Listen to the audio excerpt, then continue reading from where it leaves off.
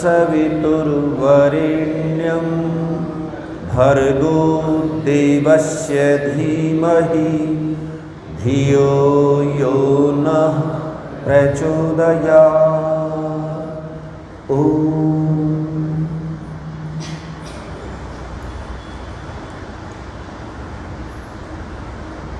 हम सबका जो पाठ्यक्रम चल रहा था उसी पे वापस लौटते हैं। आदरणीय उपदेशक जी, पुरोहित जी, मातृशक्ति, वरिष्ठ आर्यगण, नौजवान साथियों, प्यारे बच्चों, क्यों हम इस पाठ्यक्रम को जरूरी मान रहे हैं? क्योंकि यही वो मर्यादा है जिस पे मर्यादा पुरुषोत्तम राम चले, यही वो रास्ता है जिस पे श्री कृष्ण चले, यही वो रास्ता है जिस पे सीता, सावित्री, रुक्मणी, अनुसुईया, उलोपा, घोषा, मैत्रेयी, गार्गई, मदालसा आदि माताएं चली।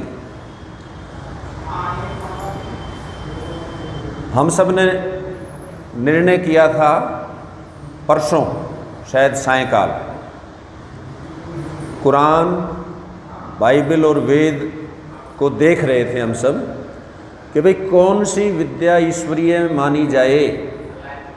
बिना भेदभाव के हमें ऐसा आकलन करना चाहिए। यदि भेदभाव हो गया तो फिर हम ठीक ठीक नहीं जान पाएंगे। तो उसमें हमने बाहर की भी परीक्षा की इन ग्रंथों की और भीतर की भी परीक्षा की। तो निश्चय हुआ कि इसमें बाहर से अनेक ऐसी त्रुटियां हैं, उसी समय से होना चाहिए।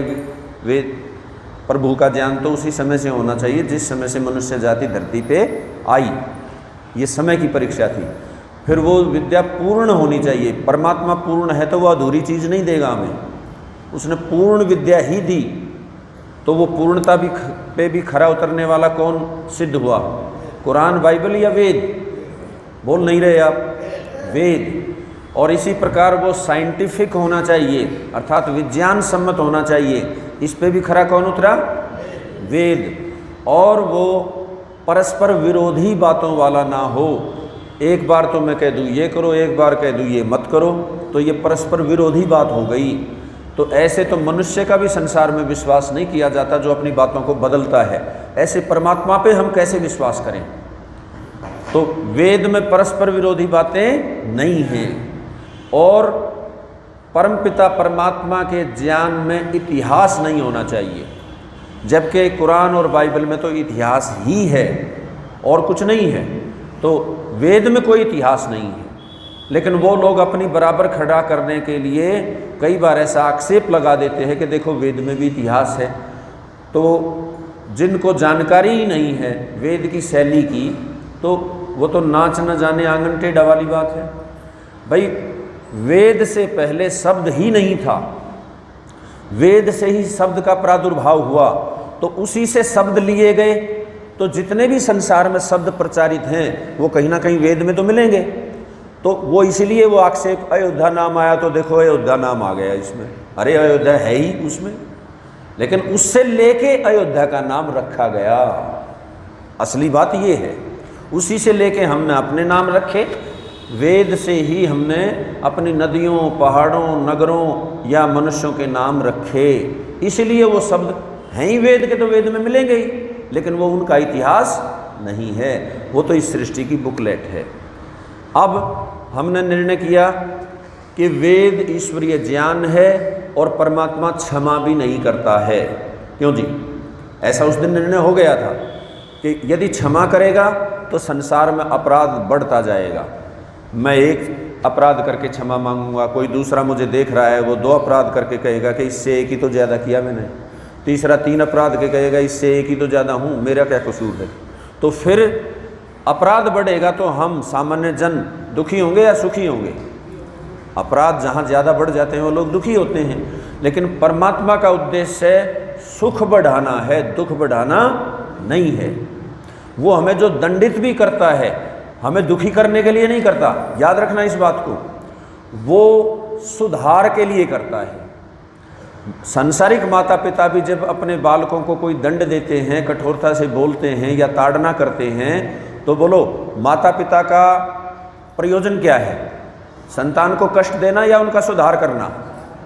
क्यों माता जी, आप सबसे बड़ी हैं, आपने कभी ताड़ना की होगी तो क्या मन में रहा? क्या सुधार? ताड़ना से तो बल्कि मतलब मैं अपनी बताता हूँ, मैंने कई बार अपने पुत्रों की पिटाई की, लेकिन जानते हो वो कम रोए, मैं ज़्यादा रोया बाद में। भाई देखो हमें इन्हें मारना पड़ता है। हाँ बिल्कुल सच्ची बात है। तो हम तो परमपिता से बहुत छोटे हैं। परमपिता तो ऐसा है कि उसकी कुछ छवियाँ, उसके कुछ गुण माँ और पिता में होते हैं, और मैं ऐसा समझता हूँ कि वो माँ और पिता परमात्मा ने हमें दिए ही इसलिए हैं कि हम उस परम पिता को, परम माता को समझ सकें। इनके जरिए हम उन तक पहुँच सकते हैं, उनकी कामनाओं को, उनकी मंतव्यों को जान सकते हैं। जैसे माता वात्सल्य वाली होती है, परम पिता परम माता उससे बहुत ज़्यादा वात्सल्य वाला है, बहुत अधिक। मतलब वहाँ जाके आप गर्वित हो जाओगे। जैसे ही उससे आमना सामना होने की कोई बात आएगी तो आपको एक बार तो यही आएगा कि कहाँ था मैं, क्यों भटक रहा था, दुख के सागर में क्यों गोते खा रहा था, आपके पास पहले क्यों नहीं आ गया। तो गर्वित हो जाता है व्यक्ति वहाँ। तो अब बात ये उठती है कि जब वेद ही संविधान है और चाहे हमने उसे पढ़ा और चाहे नहीं पढ़ा, हमें हमारे कर्म का फल जरूर मिलेगा। यदि गलत किया है तो उसको दंड भोगना पड़ेगा। अब क्या किया जाए? वेद 4 हैं, हम चर्चा कर चुके हैं, उनमें कौन से वेद का कौन सा मुख्य विषय है, इस पे भी हमारी चर्चा हो चुकी है। ये बताओ, अब वेद हमने पढ़ा ही नहीं। उस समय एक दो ने हाथ उठाया था तो हमने उनसे पूछा तो उन्होंने कहा नहीं जी हमने तो मंत्र मुश्किल से पढ़े हैं, याद तो वो भी नहीं है। तो अब क्या किया जाए इन हालात में? यदि आप वेद को नहीं जानते हो तो सुनिश्चित हम कहीं ना कहीं गलत रास्ते पे आगे बढ़ रहे हैं। क्या करें? वेद पढ़ने का बड़े लोगों के पास तो समय भी नहीं है, जिनकी आयु 50 साल की हो गई। वैसे प्रतिबंध अब भी नहीं है, जो लोग वानप्रस्थ में जाएं वो भी वेद पढ़ने का प्रयास करें, लेकिन फिर भी वर्तमान जीवन के लिए हम क्या करें? इसके लिए कोई छोटा रास्ता ढूंढा जाए क्या? क्यों जी? जिससे हमारा काम चलाऊ, कहते हैं ना काम चलाऊ सरकार। कई बार ऐसा हमारे देश में हुआ है। भाई इलेक्शन अभी हो नहीं सकते और पहली सरकार जिसको चुना था वो काम नहीं कर पाई, तो कई बार ऐसा होता है ना, काम चलाऊ सरकार। चौधरी चरण सिंह की भी काम चलाऊ सरकार बनी थी, जो बड़े हैं उनको याद होगा। सन 77 में जो इलेक्शन हुआ उसमें जनता पार्टी सत्ता में आई और वो 2.5 साल बाद ही उनमें आपस में खींचातानी बन गई, क्योंकि अनेक विचारधारा के लोग मिले थे। तो फिर वो सरकार जब तक नए चुनाव, मध्यवर्ती चुनाव जब तक नहीं हुए तब तक एक सरकार बनी थी, उसका नाम यही रखा गया था, ये काम चलाऊ सरकार है। चौधरी चरण सिंह को उस समय प्रधानमंत्री बनाया गया था। तो क्या जब तक हम पूरे वेद पढ़ने के सामर्थ्य न जुटा पाए तब तक कोई शॉर्टकट ढूंढा जाए? बोल नहीं रहे आप? ढूंढा जाए। शॉर्टकट स्थायी नहीं होता है। शॉर्टकट केवल उस समय तक के लिए होता है कि हम अपने मन में ये भावना प्रबल रखें कि हमें वेद पढ़ना है, लेकिन जब तक ना पढ़ पाए तब तक उससे काम चलाएं। वो क्या है? तो मैं आपके सामने एक छोटी सी कथा रखता हूँ। एक युवक 22 वर्ष की आयु में अपने घर से निकलता है सत्य की खोज में। बोलो किसकी खोज में? सत्य की खोज में। क्योंकि सत्य से बड़ा मनुष्य जाति का भला करने वाला कोई दूसरा नहीं है। वो अनेक आचार्यों, विद्वानों के पास जाता है, अनेक आश्रमों में, अनेक गुरुकुलों में जाता है, पहाड़ों कंदराओं में भी विद्वानों को ढूंढता है, नदियों के तीरों पे आश्रमों में जाता है। एक विद्वान के पास जो विद्या होती है उसे ले लेता है और उससे अगले विद्वान का पता पूछ लेता है कि मुझे और पढ़ना है, मुझे और विद्या चाहिए, और वो अगले विद्वान के पास जाता है। इस तरह अनथक प्रयास करता है वो सत्य को जानने का। निरंतर सोया कम, सोने की चिंता नहीं की, खाया कम, खाने की चिंता नहीं की, लेकिन उसे ये सत्य जानने की सबसे ज़्यादा प्रबल उसके भीतर उत्कट इच्छा, उसने अपना जिज्ञासा इतनी प्रबल की कि लगातार लगा रहा। जानते हो 10 वर्ष तक प्रयास करने पर भी उसकी जो जिज्ञासा है वो शांत नहीं हुई। और भ्रमण करते करते वो जा पहुंचा एक ग्लेशियर पे, और मन में आया उसके कि मैंने व्यर्थ ही घर छोड़ दिया, व्यर्थ ही अपने माता पिता के दिल को दुखाया। विचार करो, किसी का भी युवक पुत्र जब घर छोड़ता है तो बोलो घर वालों को, बहन भाई माता पिता, या कष्ट होता है या नहीं होता है? बहुत कष्ट होता है। तो उसके मन में ये संवेदना जागी, उसने सोचा कि मैं तो निकम्मा हूँ, अर्थात मेरे से ये भूल हो गई, मैं इतना भटका लेकिन मुझे सत्य प्राप्त ही नहीं हुआ। और वो ग्लेशियर का मतलब जहाँ चारों तरफ बर्फ़ ही बर्फ़ हो, थक के बैठ गया और मन ही मन विचार करने लगा कि मैं तो अब यहाँ से उठूँगा नहीं, यहीं शरीर को गला दूंगा बर्फ़ में। ऐसा सोचते ही उसके मन में एक विचार कौंधा, उसके मन में आया कि शरीर है, मृत्यु तो एक दिन आनी ही है, क्यों ना जब तक जीवन बचा है और प्रयास किया जाए, क्या पता सत्य मिल ही जाए। जैसे ही उसके मन में ये बात आई, उसने ये इंतजार नहीं किया कि कल चलूंगा परसों चलूंगा, तत्क्षण उठ खड़ा हुआ और उसने फिर से तलाश प्रारंभ कर दी। और धीरे धीरे ऐसे ही करते वो जा पहुंचा मथुरा। मथुरा में एक दंडी स्वामी रहते थे, सुन रखा था कि ये भी बड़े विद्वान हैं, और उनकी शरण में जा पहुंचा और वहाँ विद्या अध्ययन करने लगा। कहते हैं उन दंडी स्वामी जी के पास कोई वेद की चाबी थी। वेद की चाबी कहते हैं व्याकरण को, वेद का जो व्याकरण है वो पढ़ाते थे दंडी स्वामी।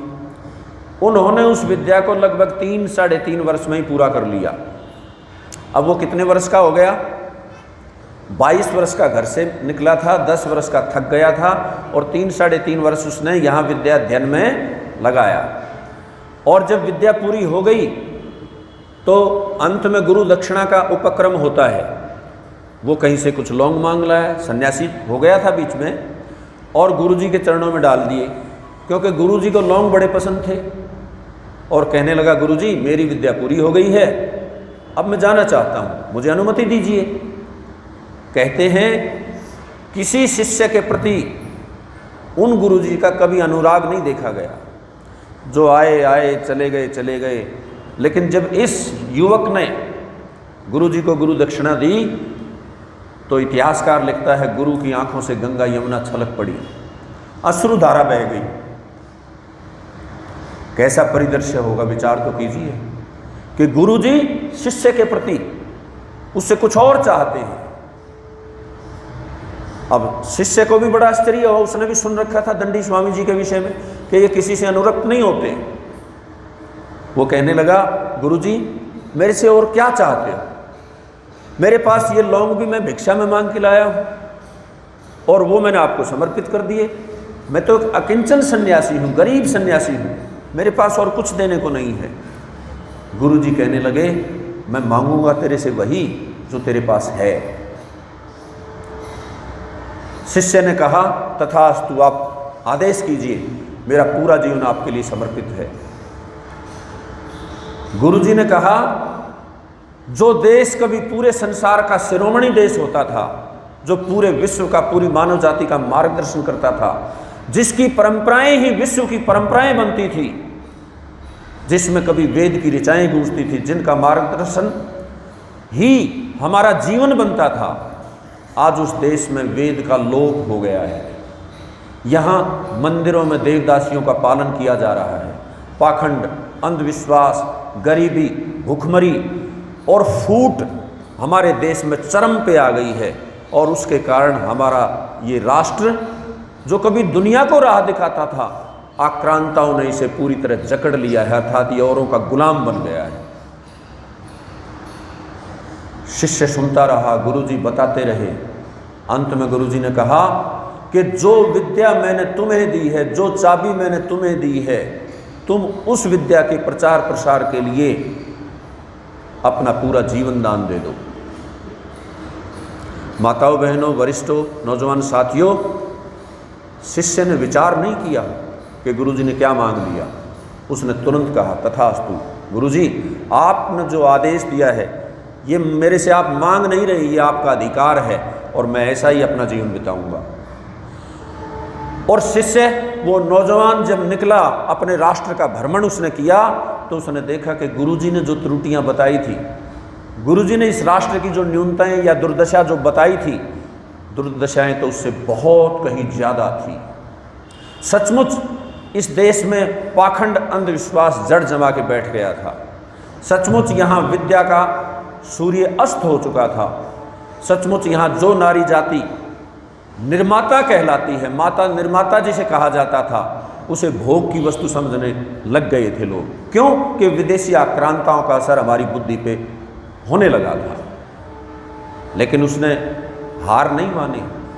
जब और भी जटिलता देखी तो उसने अपने ताकत को, अपने ब्रह्मचर्य को, अपनी विद्या को और निखारने का प्रयास किया। और जब तक जीवन जिया, ध्यान देना इस बात पे, जब तक जीवन जिया गुरु जी के आदेश का अक्सर से पालन करता रहा। इतिहास में कोई ऐसा गुरु और कोई ऐसा शिष्य नहीं मिलता। गुरु ने क्या ये चीज अपने लिए मांगी? क्यों जी? गुरु जी की ये जो मांग थी, क्या उन्होंने अपने स्वार्थ के लिए कुछ कहा? ना, मानव मात्र के लिए उन्होंने ये दक्षिणा मांगी थी। और शिष्य ने भी मानव मात्र के लिए अपना जीवन समर्पित किया था। भ्रमण करता रहा, प्रचार करता रहा, अनेक विद्वानों से, अनेक जो मठों के मठाधीश हैं उनसे बार बार वार्ता होती रही। और जहाँ भी वार्ता होती वहीं उसका झंडा लहला जाता कि भाई ये तो कोई अनोखा व्यक्ति आया है। उस समय जो प्रचलन हो रहा था, कहीं किसी मूर्ति की पूजा, कहीं किसी माता की पूजा, कहीं किसी और देवता को, वो सब का खंडन करता गया और एक महादेव परमपिता परमात्मा के बारे में लोगों को जानकारी देता गया। निरंतर प्रयास कर रहा है। अच्छा, ये किसकी भलाई हो रही थी? आम जनता की भलाई हो रही थी, अर्थात हम सब की भलाई हो रही थी। हमारी भलाई के लिए वो कष्ट सहन कर रहा था, हमारी भलाई के लिए ही विचरण कर रहा था। जानते हो बदले में उसे क्या दे रहे थे? कहीं पे उसे पत्थर पड़ते, जिस भी मंदिर का खंडन होता तो उसी का मंदिर का जो मठाधीश था वो आम जनता को बहका देता, अरे ये तो देखो तुम्हारे देवता का खंडन कर रहा है। लोग उसके ऊपर पत्थर बरसाते, अनेक बार उसको गालियां देते, कटुवचन बोलते, अनेक बार उसके ऊपर सांप तक फेंक दिए गए, उसको जहर तक दे दिया गया। ऐसा इतिहासकार लिखता है कि उसके जीवन में, उस युवक के जीवन में उसने 17 बार जहर पिया और 18वीं बार ऐसा हलाहल विष उसे दे दिया गया कि उसके एक एक इन शरीर पे छाले पड़ गए। अर्थात शरीर का कोई अंग नहीं बचा जिस पे छाला ना हो। लेकिन फिर भी उस युवक के मुंह से आह नहीं निकली, उसने किसी को उल्हाना नहीं दिया। वो अपने गुरु को दिए हुए वचन का पालन करने के लिए उस समय भी कटिबद्ध रहा। उसने कभी सत्य से समझौता नहीं किया। विचार करके देखो, अंत में जब उसने देखा कि अब ये शरीर जर्जर हो गया है, अब ये आगे चलने वाला नहीं है, तो स्वयं इतना प्रबल, इतना शक्तिशाली, इतना इच्छा शक्ति का मतवाला वो नौजवान हो गया था कि उसने स्वयं प्राणायाम करके अपने इस शरीर को त्याग दिया। लेकिन त्यागने से पहले उसके मन में जो टीस थी, जानते हो क्या थी? लोगों ने उसके ऊपर पत्थर फेंके, लोगों ने उसके ऊपर सांप फेंके, जहर दिया, गालियां दी, अपमान किया, लेकिन उसके हृदय में अंत में भी यही था कि प्रभु अभी तो और मुझे कुछ करना था, फिर भी आपकी इच्छा पूर्ण हो, लेकिन मेरे राष्ट्र के लोगों को संभालना। अंत में भी उसके हृदय में चिंता किसकी है? आम लोगों की। आम लोगों के लिए उसके दिल में दर्द है। माताओं, बहनों, वरिष्ठारियों, नौजवान साथियों, जो पीड़ा उसके गुरु ने उसके हृदय में उड़ेल दी थी, जब गुरु शिष्य परंपरा चली तो कहीं ना कहीं वो पीड़ा हमारे हृदय तक भी आई। हम भी उसी तरह उद्वेलित हुए कि यही वो विद्या है जिससे मानव मात्र का कल्याण हो सकता है। और जिस दिन हमें ये विद्या प्राप्त हुई थी, आंशिक भी, उसी दिन मस्तिष्क में ये आया था कि इस विद्या के प्रचार प्रसार के बिना हमारा कल्याण नहीं हो सकता। मैं आज वही पीड़ा आप सबके हृदय में डालना चाहता हूँ। क्या आप इसे स्वीकार करेंगे? बोल नहीं रहे हैं आप, भयभीत से हो गए हैं आप तो। क्यों जी? लेनी चाहिए। ये पीड़ा अनेक देशभक्तों ने अपने हृदय में स्थापित की, चाहे पंडित राम प्रसाद बिस्मिल हो, चाहे सुभाष चंद्र बोस हो, चाहे सरदार भगत सिंह हो। जितने भी देशभक्तों का हम नाम लें वो प्रभावित तो 100% लोग थे। वीर सावरकर जैसा व्यक्ति आर्य समाजी नहीं था, ब्रह्म समाजी था। उसने हिंदू नाम से ही कोई संगठन बनाया था, लेकिन जगह जगह वो भी ये कोट करता है कि जिस हिंदू जाति की रगों में रक्त ठंडा हो गया था, उसकी रवानी घट गई थी, उसमें उष्ण रक्त का संचार करने वाला वही युवक था, उसी के संवाद थे, उसी की लेखनी थी, उसी की विचारधारा थी। वो भी यही कहता है। सुभाष चंद्र बोस जैसा जिसने आईएएस की परीक्षा उस समय में पास की, वो कहता है आधुनिक भारत का निर्माता यदि कोई है तो ये आर्य समाज है। कौन था वो युवक जिसकी मैं चर्चा कर रहा हूं? स्वामी दयानंद सरस्वती। और उनके गुरुजी कौन थे? दंडी स्वामी विरजानंद सरस्वती। शायद इतिहास में ये इकलौते गुरु शिष्य हैं जिन्होंने राष्ट्र की चिंता की। उस समय राष्ट्र की बात कहने वाला कोई था ही नहीं। सब गुलामी को आत्मसात कर चुके थे, स्वीकार कर चुके थे कि हमारा तो यही भाग्य है, हमें गुलाम ही रहना है। कुछ लोग जो उन राजाओं के चमचे बनते थे वो ऐश उड़ाते थे और आम जनता का शोषण हो रहा था लगातार। लेकिन ये विरला था, इसने विरला जीवन जिया। अब जो काम वो अधूरा छोड़ के गया है, यदि दर्द आप अपने हृदय में ले रहे हो तो वो काम कौन पूरा करे? बोलो। हम पूरा करें तभी दर्द लेना माना जाएगा, तभी आपको ये स्वीकार किया जाएगा कि हाँ आपने अपनी आत्मा में दर्द स्वीकार किया है। सचमुच टीस थी उनके भीतर, और यदि हम वो टीस नहीं जगाएंगे तो हम काम नहीं कर पाएंगे। ऋषि दयानंद एक जगह कहते हैं कि जो व्यक्ति समाज को सुधारना चाहे, जो व्यक्ति समाज का काम करना चाहे, वो सम्मान से विष के तुल्य डरे और अपमान को अमृत के तुल्य चाहे। ऐसा ही होगा समाज में, क्योंकि उन्होंने अपना जीवन जी के अनुभव ले लिया था, सावधान कर दिया पहले ही। और कहीं एक जगह शायद वेद भाष्य करने का भी यही मापदंड लिख रखा है कि वेद भाष्य ऐसी पवित्र आत्मा ही कर सकती है कि जो इस संसार से कोई सम्मान ना चाहे, अन्यथा वो कहीं राग द्वेष में आके उलट पुलट अर्थ करेगा, किसी लोभ में लालच में आके। तो यही कसौटी है कि वेद भाष्य वही कर। अच्छा, ऐसा कौन कर सकता है? जो सम्मान से विष के तुल्य डरे और अपमान को अमृत के तुल्य चाहे, ऐसा कौन कर सकता है जानते हो? जिसका संबंध परमात्मा से जुड़ जाए, इसके सिवाय ऐसा कोई नहीं कर सकता। याद रखना इस बात को। इसीलिए मैं बार बार आपको ये कह रहा हूं कि उपासना करो, उपासना करो, आचरणवान बनो। यदि ब्रह्म से जुड़ गए तो आपको पता चलेगा कि अरे इतना महान, वो तो मेरे साथ, तो ये लोग आए ना आए इनकी कोई परवाह नहीं है। और यदि ब्रह्म से नहीं जुड़ते तो यहाँ का एक व्यक्ति का सम्मान भी आपको लगेगा कि ओह ये तो दे रहा है, कम से कम इसको तो संभाल के रखूं, ऐसा आपके मन में आएगा। और उसका सम्मान संभालने के लिए आप उसके चक्कर में कुछ ना कुछ गलत कर जाओगे, संसार का उपकार की बजाय अपकार हो जाएगा। जब जीवन समाप्त हुआ उससे पहले मैं ऐसा मानता हूं उसको कहीं ना कहीं आभास था, ऋषि दयानंद को कहीं ना कहीं ये आभास था कि मेरा जीवन कितना है और मैं इस जनता को सारे वेद आदि पढ़ा पाऊँ या ना पढ़ा पाऊँ, अपने मरने से पहले मैं अपने जीवन के समस्त अनुभव को किसी एक ऐसे ग्रंथ में समाहित कर दूं कि जिसको पढ़ के मेरे देश की जनता वेद की आज्ञा के उल्लंघन से बच जाए। और उसने ऐसा किया, उसने एक ग्रंथ की रचना की। कौन सा? सत्यार्थ प्रकाश ग्रंथ रचा। और सचमुच एक नहीं, मैं इस जीवन में हजारों लोगों से मिल चुका हूँ जो ये कहते हैं जो पंडित राम प्रसाद बिस्मिल ने कहा कि सत्यार्थ प्रकाश ने मेरे जीवन का तख्ता पलट दिया। मेरे जीवन का तख्ता पलटने वाला भी ये सत्यार्थ प्रकाश है। और मैं ऐसे कम से कम हजारों युवकों से मिल चुका हूँ और भी अधिक।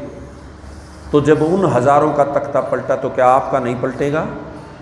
लेकिन इसमें निरंतरीय जरूरी है। एक बार पुस्तक पढ़ के ये मत सोचो कि हमने सत्यार्थ प्रकाश को पढ़ लिया। उस जमाने में एक पंडित गुरुदत्त विद्यार्थी नाम के व्यक्तित्व थे, बड़ी हस्ती थे। क्यों थी बड़ी हस्ती? एक बार पुस्तक को पढ़ते थे और उल्टी तरफ से सुनाने की योग्यता रखते थे। कुछ समझ में आया या नहीं आया? कितना भी बड़ा ग्रंथ उन्हें मिल जाए वो उसे पढ़ते थे, नावल की तरह पढ़ जाते थे और फिर उल्टी तरफ से सुना देते थे। इतने ब्रिलियंट माइंड, इतने तीव्र मेधा संपन्न। वो ऐसा व्यक्ति लिखता है, सत्यार्थ प्रकाश की भूमिका में ये बात लिखी है कि मैंने इस ग्रंथ को 18 बार पढ़ा। कोई 14 बार भी विद्वान कुछ कहते हैं, लेकिन 14 बार भी कम नहीं है। वो कहते हैं हर बार मुझे इसमें कोई नई बात मिली, नई विद्या मिली, नया प्रकाश हुआ मेरी आत्मा में। ऐसा इतना बुद्धिमान व्यक्ति कहता है। हम और आप तो सामान्य बुद्धि हैं, क्यों जी? हम उतने ब्रिलियंट माइंड तो नहीं हैं। तो हमें इस ग्रंथ को कभी छोड़ना ही नहीं चाहिए, बल्कि नियम बना लेना चाहिए कि हम रोज इसका एक पृष्ठ तो पढ़ें। एक पृष्ठ ना पढ़ पाओ तो आधा पढ़ो। जो लोग ऐसा निर्णय करेंगे, जो लोग ऐसा आचरण करेंगे, मैं दावा करता हूँ उनकी बुद्धि लगातार बढ़ती जाएगी, चाहे वो कितनी बड़ी उम्र के हो गए हों और चाहे वो कितने ही छोटे हों। रोज बुद्धि का विकास होगा। ये ऐसा ग्रंथ है सत्यार्थ प्रकाश। आप लोग बच्चों के लिए औषधि ढूंढते हो ना बाजार में कि हमारे बच्चों की बुद्धि बढ़ जाए, कहीं ब्रह्मी का इस्तेमाल करते हो, कहीं शंखपुष्पी नाम की कोई दवाएं मिलती हैं। जानते हो, बुद्धि को बढ़ाने का संसार में सत्यार्थ प्रकाश या वेद के स्वाध्याय या परमात्मा के ध्यान से बड़ा कोई दवा नहीं है। एक बार इसका प्रयोग शुरू करके देखो, आप स्वयं महसूस करोगे हाँ प्रतिदिन मेरी बुद्धि बढ़ रही है। बुद्धि का अर्थ ही होता है ज्ञान, जानकारी। तो वो जितनी बढ़ती जाएगी उसकी निर्णायक क्षमता बढ़ती जाएगी। भाई विद्या होगी तो ही तो निर्णायक क्षमता बढ़ेगी। विचार कर लें इस बात पे। और उस जमाने में इस ग्रंथ को क्रांतिकारी ग्रंथ के नाम से जाना जाता था, जादुई ग्रंथ ऐसा कहते थे। इसको पढ़ते ही आदमी बदले ही बदले। कोई ऐसा व्यक्ति नहीं सामने आया कि जिसने ग्रंथ को पढ़ा और उसका जीवन में हलचल ना मची। हजारों देशभक्त, अभी बार बार हमारे उपदेशक जी कह रहे हैं कि 85% आर्य समाजी, ये 85% लोग डायरेक्ट ऋषि दयानंद थोड़ी मिले इन्हें, लेकिन उनको ये ग्रंथ मिला ऋषि दयानंद का। और इस ग्रंथ को पढ़े हुए हमारे जैसे उपदेशक मिले, तो जिसने सुनी बात वही स्वतंत्रता आंदोलन में कूद गया, सब कुछ छोड़ छाड़ के। घर वाले कहते ही रह गए, भाई विवाह करा ले, भाई ये कर ले, भाई वो कर ले। उसने कहा कि मेरा पहला कर्तव्य मेरे राष्ट्र को स्वतंत्र कराना है, उसके बाद कुछ और सोचूंगा मैं। ऐसे दीवाने बन के। और कोई भी कार्य दीवानेपन के बिना सिरे नहीं चढ़ता। हमें दीवानापन हमें आना ही चाहिए। और ऐसा दीवाना बनना तो सौभाग्य की बात होती है, क्यों बताओ भाई? जो लोग परोपकार में अपने जीवन को समर्पित कर दें और ऐसे पागलपन में चले जाएं कि हमें तो यही करना है, बोलो ऐसा दीवानापन सबके भीतर होना चाहिए या नहीं होना चाहिए? भाई ऐसे लोगों के बलबूते ही संसार में अच्छाई पनपती है। यदि ऐसे लोग ना हो तो अच्छाई का बीज नाश हो जाए। इतना आजकल आडंबर फैल रहा है। वो जो दीवाने लोग होते हैं उनको परवाह नहीं होती कि कोई मुझे मारेगा या कोई मेरे संपत्ति का नुकसान करेगा या कोई मेरा अपमान करेगा, कुछ नहीं। उनके हृदय में एक ही बात होती है कि संसार में मुझे इस सिद्धांत को स्थापित करना है तो करना है। निरंतर, अगर ये निरंतरता आप अपने स्वाध्याय में ले आओ तो जो मैं बार बार कह रहा हूँ कि यार समाज में आचरणहीनता का दोष आ गया, ये दोष दूर हो जाएगा।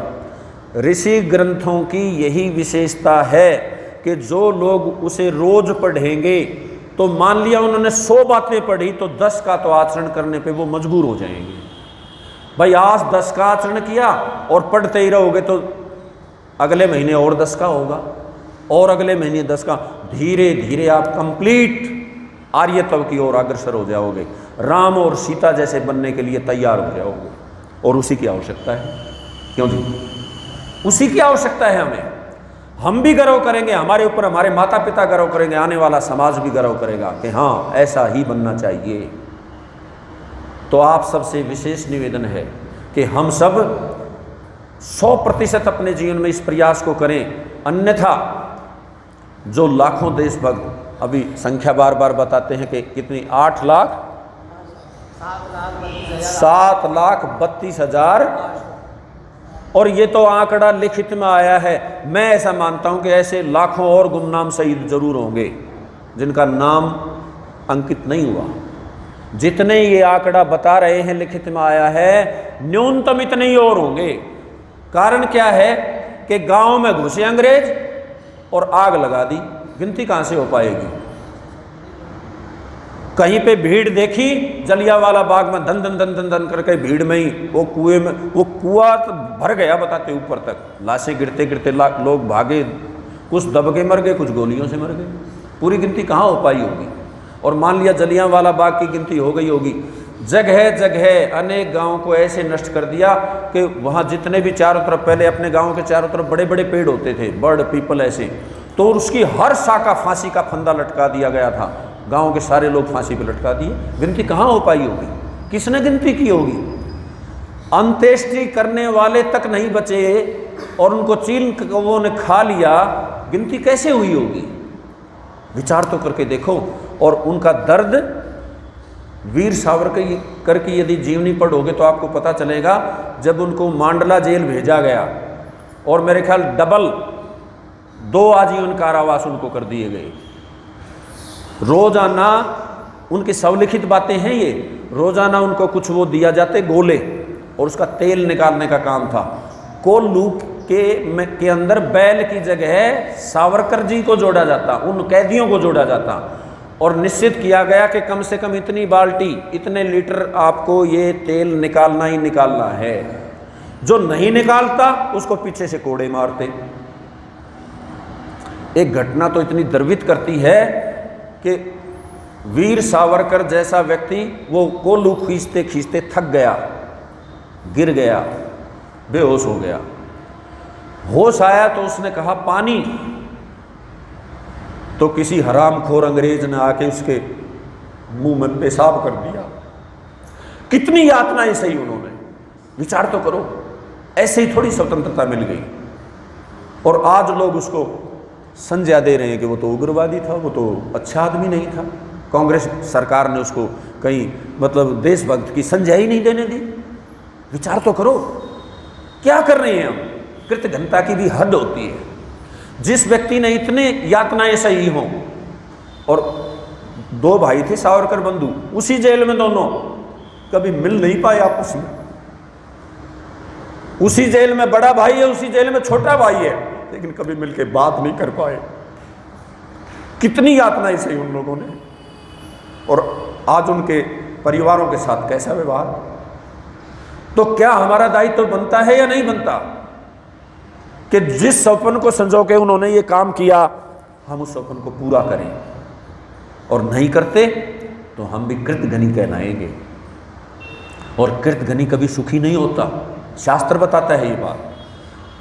आओ हम सब मिलके उन वीरों के, उन देशभक्तों के, उन मानवता भक्तों के, उन ईश्वर भक्तों के, क्योंकि इतनी यातना सह के कोई जीवित रहे, ईश्वर भक्त के बिना ऐसा नहीं हो सकता। ये ईश्वर भक्त लोग थे। और ये सावरकर तो आज़ादी के बाद भी, मेरे ख्याल सन 65 में इनकी मृत्यु हुई है, जीवित रहे। और इस जवाहरलाल की सरकार ने इसके ऊपर मुकदमे पे मुकदमे ऐसा हाल किया। विचार करके देखो, देश के लोगों ने साथ ही नहीं दिया। नहीं तो ऐसे व्यक्ति को तो खड़ा करके आग लगा दे जो ऐसे लोगों पे मुकदमा चलाए, लेकिन हमने किया नहीं। जो गया अब भी संभल जाओ, नहीं तो वो वीर सावरकर के साथ जो हुआ आप सबके साथ अब वही तो हो रहा है। आपका अधिकार आपको कहाँ मिल रहा है? क्यों नहीं? क्या आम जनता को उसका अधिकार मिल गया है? नहीं मिला है। देशभक्तों की भावनाएं, देशभक्तों का कार्य अधूरा पड़ा है। उन्होंने अपनी बारी में निभाया, 100% वो पास होके गए हैं। उन्होंने कभी पीछे हटने का काम नहीं किया, वो सदा आगे ही बढ़ते चले गए, प्राणों की बाजी तक लगा दी, वो पीछे नहीं हटे। अब विचार आपको करना है, अब ये विचार आपको करना है कि हम आगे बढ़ें। यदि आप ठहरे भी रहोगे तो पीछे ही जाओगे, आपको आगे बढ़ना चाहिए। हर घर से एक व्यक्ति को स्पेयर कर दो, अलग निकाल दो कि ये राष्ट्र का काम करेगा। किसी घर से कोई बेटा निकले, किसी घर से कोई बेटी निकले, और घर में रहने वाले कोई ये थोड़ी है कि उसके बाद उनका घर खत्म हो जाएगा, ऐसा थोड़ी है भाई। अपने घर के काम भी करो, लेकिन राष्ट्र के काम के लिए रोज हर आदमी अपनी बुद्धि में ऐसा एक संकल्प ले ले कि भाई मैं 1 घंटा जरूर समाज का काम करूंगा, 1 घंटा दरवाजे खटखटाऊंगा सब, और उनको ये बातें बताऊंगा या बताऊंगी कि भाई ऐसा ऐसा हमारे देशभक्तों के साथ हुआ। और वो चाहते क्या थे कि फिर से वेद स्थापित हो जाए इस देश में। पंडित राम प्रसाद बिस्मिल जैसे जो भी आर्य समाज से टच हुए, जिन्होंने भी आर्य समाज की जानकारी प्राप्त की, तो सबको पता चल गया कि वेद ही हमारा असली धर्म है, वेद के अनुकूल चलना ही मानव धर्म है। तो उन सब का सौपन यही था, इस देश को आज़ाद कराने का एकमात्र लक्ष्य यही था कि फिर से मेरे देश में गुरुकुलीय शिक्षा प्रारंभ हो। लेकिन आज़ादी के 75 साल बाद भी वो हो नहीं पा रही है। तो कौन दोषी है? केवल सरकारों को दोषी नहीं मानना है, हम आम आदमी दोषी हैं। आम आदमी में बड़ी ताकत होती है।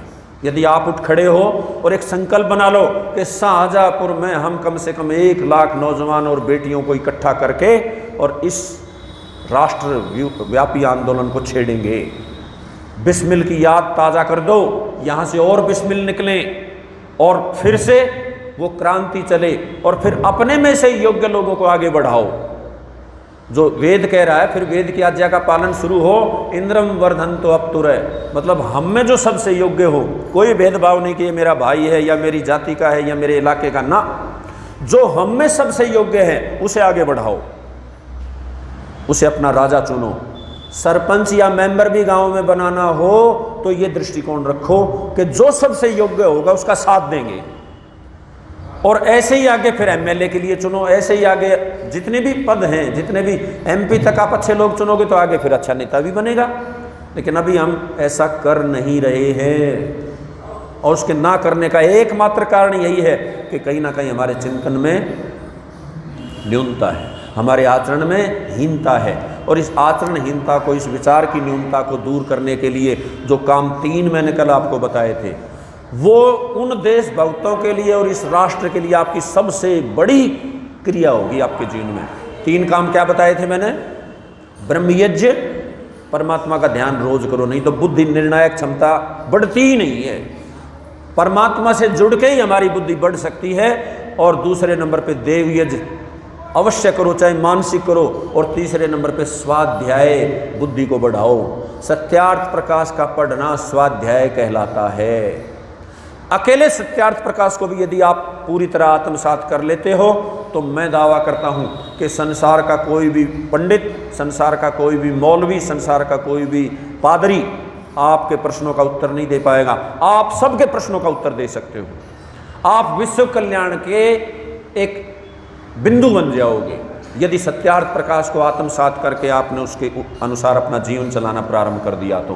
तो मैं आप सबसे ये निवेदन करता हुआ कि हम सब पूरी तरह से संकल्पित हों कि हम रोज सत्यार्थ प्रकाश पढ़ेंगे, रोज किसी न किसी ऋषि ग्रंथ का स्वाध्याय करेंगे, तो निश्चित हमारे जीवन में उजाला आता जाएगा।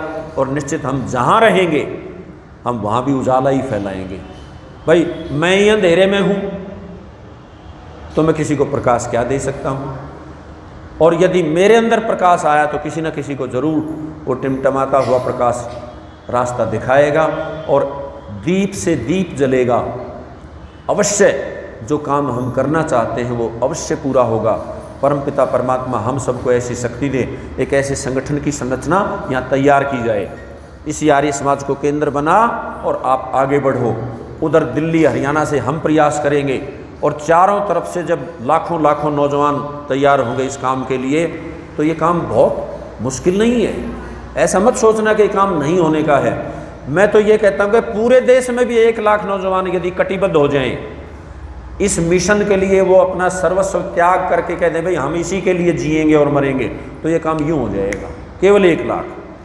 वर्तमान में एक वेटिकन सिटी है, नाम सुना हो आपने, वेटिकन सिटी उसे कहते हैं जिसमें लगभग 3000 पोप रहते हैं। पोप समझते हैं? ये जो क्रिश्चियन धर्म है ये उन्हीं के आदेश पे चलता है, और क्रिश्चियन वर्तमान में विश्व की सबसे बड़ी जनसंख्या है, नंबर 1 पे है वो आज पूरे विश्व में। तो उनका जो भी आदेश जारी होता है, अन्य फिर जो ये देश चाहे अमेरिका हो चाहे इंग्लैंड हो, यूरोप के जितने भी देश हैं, ये उन आदेशों का पालन करने के लिए ये अपनी सरकारें चलाते हैं। मतलब कहने का ये है कि वेटिकन सिटी के 3000 पादरी इस पूरी दुनिया को चला रहे हैं। और मैं तो कितने की मांग कर रहा हूँ? 1 लाख। और वो भी कौन? पोप नहीं, आर्य। यदि 1 लाख आर्य इकट्ठे हो जाएं, युवक युवतियाँ, तो मेरा दावा है आप विश्व पे राज कर सकते हो दोबारा। और हमारा लक्ष्य ये नहीं है कि हम राज करें, हमारा लक्ष्य ये है कि मानव मात्र, प्राणी मात्र सुखी हो जाए। हमारा उधर जाने का लक्ष्य भी यही है। विचार करें, विचार करके यदि अच्छा लगे तो आप इसे धारण करें। मैं इतना ही कहता हुआ अपनी वाणी को विराम देना चाहूँगा। पूछना चाहूँगा आपसे पहले, क्या ये काम करने का है या नहीं है? है तो हम इसे करेंगे, ऐसा बताओ। हाँ, आज से ही प्रारंभ कर दो, कल नहीं आती किसी की भी। तो इतना ही कहता हुआ बहुत बहुत धन्यवाद। आपने मेरी वाणी